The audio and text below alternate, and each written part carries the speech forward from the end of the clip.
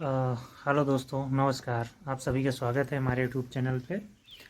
तो मेरा नाम विजय पाल यादव है।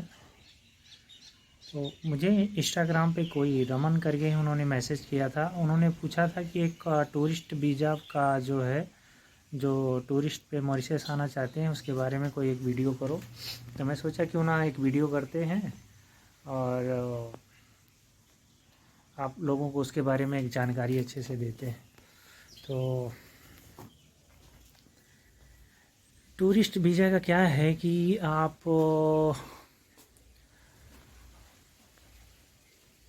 सबसे पहले इंडिया से अगर आप हैं तो आप जो है वीज़ा ऑन अराइवल भी ले सकते हैं और आपको पहले से भी वीज़ा के लिए अप्लाई कर सकते हैं। लेकिन जहाँ तक ज़्यादातर लोग जो है वीज़ा एयरपोर्ट पे ही लेते हैं, वीज़ा ऑन अराइवल ही करते हैं।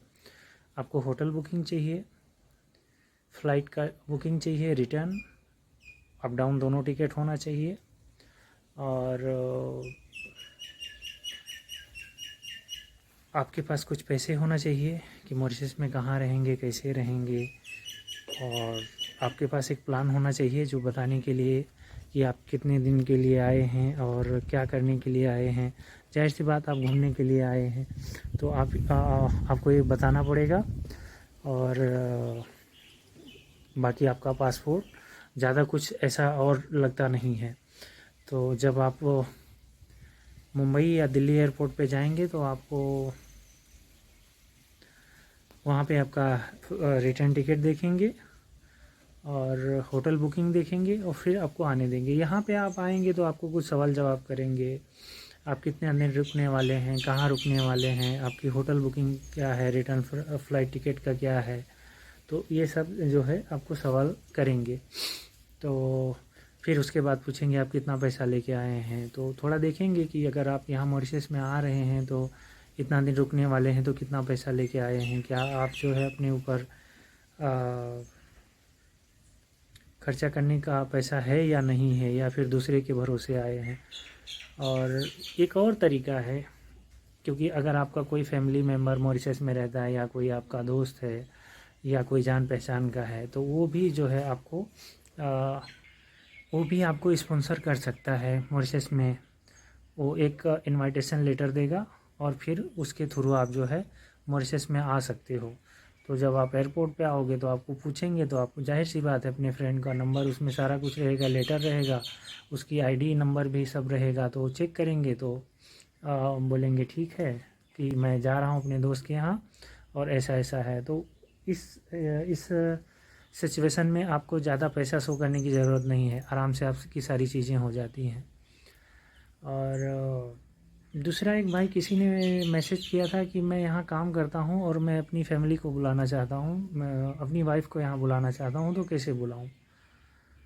तो मैं इस पे वीडियो नहीं बना पा रहा था, लेकिन मैंने सोचा कि चलो ठीक है, थोड़ा टाइम निकाल के करते हैं। तो उसके लिए सबसे पहले क्या है कि आप जिस कंपनी में काम करते हो, अगर आपको 1 साल हो गया है या 2 साल हो गया है, जितना भी टाइम हुआ है, तो आप एचआर में जाओ, एचआर में बात करो और बोलो कि मैं अपनी वाइफ को बुलाना चाहता हूँ, ऐसा ऐसा है। और वहाँ से अपनी वाइफ का पासपोर्ट मंगा लो। पासपोर्ट का मतलब फ़ोटो कॉपी मंगा लो और आप एचआर में जाओ, अच्छे से बात करो। वो एक लेटर बनाएंगे और लेटर पे आपका नाम होगा, सारा कुछ होगा, कंपनी का स्टैम्प वहाँ करेंगे और सारा जो है एक लेटर जो बना के फिर आपको देंगे। फिर आपको वो शो भी करेंगे कि आप अपनी फैमिली को कहाँ रख रहे हो। तो वो जहाँ पे आपको रखे हैं उस एड्रेस बताएंगे, या जो भी कुछ, अगर आप बगल में घर ले रहे हैं तो वहाँ का एक लाइट बिल ले लो और उसी एड्रेस पे जो है वो अपना लेटर बना देंगे। और वो लेटर फिर आप जो है उनको फ़ोटोकॉपी कर दो, वो वहाँ पे प्रिंट आउट निकाल लें और उसको लेके आ सकते हैं आराम से। और साथ में पूछा था कितना दिन रुक सकते हैं, तो मैक्सिमम आप 60 दिन के लिए जो है 59 डेज़ रुक सकते हैं। तो 60 दिन से, हाँ, 60 दिन तक रुक सकते हैं। उसके बाद में, उससे पहले आपको निकलना होगा और उसका कोई दूसरा रास्ता नहीं है। आपको यहाँ से एक बार जाना होगा, हो सकता है कि आप दोबारा जो है वापस आ सकते हैं।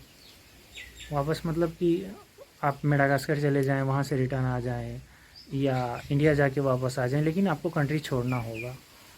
और अगर टूरिस्ट वीज़ा पे बात करूं तो डॉक्यूमेंट्स में यही लगेगा, फ़्लाइट का रिटर्न टिकट, होटल बुकिंग, कुछ पैसे और उसकी स्लिप होनी चाहिए, और पासपोर्ट जाहिर सी बात है आपका।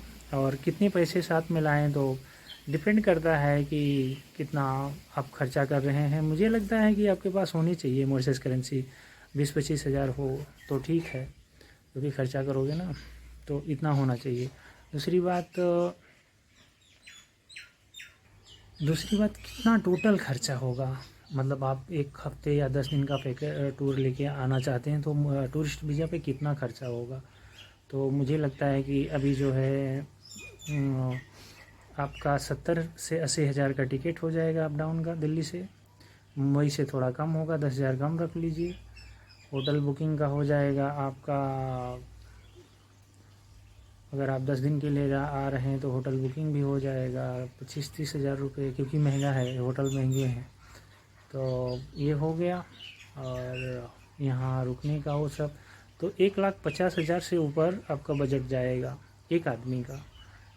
1,50,000, 1,60,000 रुपये या 70 तक नॉर्मली मिनिमम जो है 1,50,000 से ऊपर का आपका बजट जाएगा एक आदमी का। और अगर आपका 1 हफ्ते का है तो 10 दिन का है तो 1,70,000-80,000 जाएगा, क्योंकि टिकट बहुत महंगा है ना, तो सारी चीज़ें ऐसी हैं। मेरे हिसाब से इतना जाना चाहिए। तो बाकी चीज़ें आप देख लो कैसे क्या हैं, आप कैसे यहाँ घूमना चाहते हो, क्या खर्चा करना चाहते हो, फिर आपका खाने पीने का क्या होने वाला है। अगर आप बहुत ज़्यादा शॉपिंग करोगे, होटल में खाओगे, तो फिर तो बहुत महंगा जाएगा, 2 लाख से ऊपर जाएगा।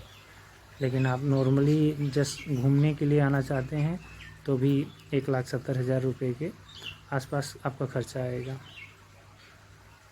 और अगर आप किसी के इनविटेशन लेटर पे आना चाहते हैं, कोई आपका दोस्त या फ्रेंड यहाँ पे मतलब कोई आपका फ्रेंड यहाँ रह रहा है या कोई रिश्तेदार रह रहा है, तो आपका कम पैसा लगेगा।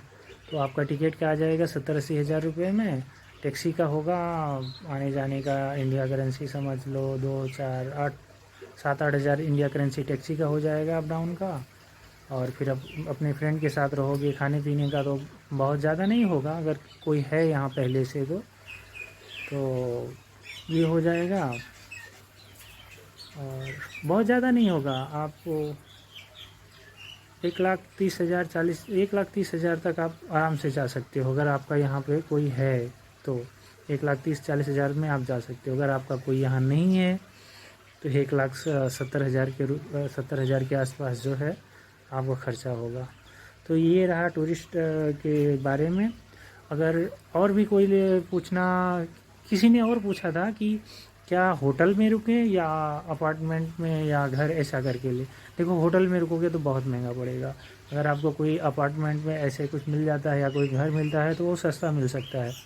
मुझसे थोड़ा समंदर के किनारे महंगा मिलेगा, समंदर से थोड़ा दूर या बीच पे 1 किलोमीटर अंदर 2 किलोमीटर अंदर लेने जाओगे तो आपको थोड़ा अच्छे बजट में मिल जाएगा। तो मैं कोशिश करूँगा कि जो अगर पैसा बचाने की सोच रहे हैं वो अंदर लें, मतलब समंदर के थोड़ा अंदर लें, बीच एंड उसके, और आप पैदल आएँ बीच और सब जगह का एंजॉय करें। लेकिन आपके पास पैसे हैं, अच्छे पैसे हैं, आप एंजॉय करना चाहते हैं तो जाहिर सी बात है समुद्र के पास लें। और मॉरिशस बहुत खूबसूरत कंट्री है, मालदीव से भी अच्छी कंट्री है, और मालदीव से सस्ता है, और घूमने के लिए बहुत सारी चीज़ें मिलेंगी और करने के लिए बहुत सारी कुछ चीज़ें मिलेंगी। तो आप आएँ, मॉरिशस एंजॉय कीजिए।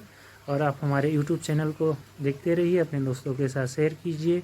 कोई भी आपके सवाल जवाब हैं वो आप मुझे मेरे इंस्टाग्राम पे मैसेज कीजिए PJM59 पे, मैं ज़रूर टाइम निकाल के आपको रिप्लाई करूँगा। और थैंक यू सो मच, बहुत बहुत धन्यवाद आप सभी का।